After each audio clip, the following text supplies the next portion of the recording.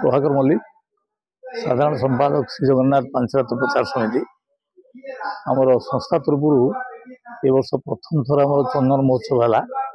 चंदन यात्रा बहुत पुरातन एवं महाप्रभु ये यात्रा भितर ये हूँ गोटे विशिष्ट यात्रा। तेणु जहा आम यात्रा मध्यम बहुत किसी कथा आम जापारू एवं पंडित दासरथी शर्मा दासरथी पंडित दासरथी हो जे चंदन यात्रा संबंध संपूर्ण आमको बुझेले एवं बहुत संख्यार भक्त जोग देते।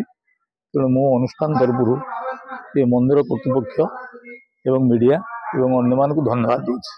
मु विजयलक्ष्मी पट्टनायक मु भुवनेश्वर रहे मु लेखालेखी करे गोटे 25टा बही लिखाई। मु जगन्नाथ संस्कृति परिषद सांगरे प्रथम थर पर जाइथिली नेपाल एवं सेठारे एते सुंदर अनुभूति नेपाल रे बुलाबुली तार बहुत भल लगिला।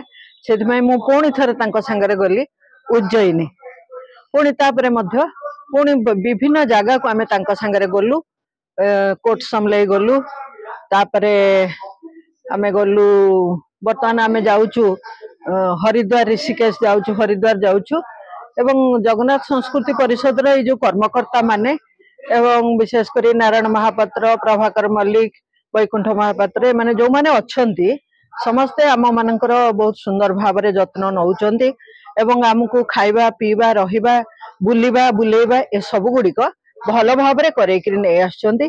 तेणु मु धन्यवाद दउची जगन्नाथ संस्कृति परिषद एवं जगन्नाथ पंचरात्र समस्ते से माने जगन्नाथ कृपा करंतु समस्ते भल रहंतु। नारायण महापात्र संगठन संपादक श्री जगन्नाथ पांचरात्र प्रचार समिति आज प्रथम थर भुवनेश्वर ओडिशा रे चंदन पूर्णिमा उत्सव श्री जगन्नाथ पांचरात्र प्रचार समिति पक्षर करा जायछि।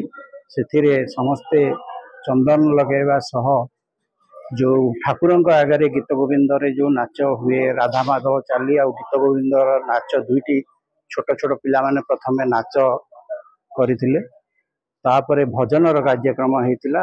भजन पर आज दुईटी भजन गोटे आमे भल पाउछु श्री जगन्नाथ को आ गोटे रत्न सिंहासन ये दुईटी भजन को ठाकुर पाखे लोकार्पण कर आउ गोटे भी आमे भल पाउछु श्री जगन्नाथ ऊपर गोटे कथा भी डॉक्टर आरती करंकर सी भी उन्मोचित होता। आम मैडम विजयलक्ष्मी पट्टनायक गोटे नेपाल को आम जाइलु जो श्री जगन्नाथ पांचरात्र करिया को से समय गोटे आम समस्ते बुलिकी आसलु ता उपरे गोटे तांकर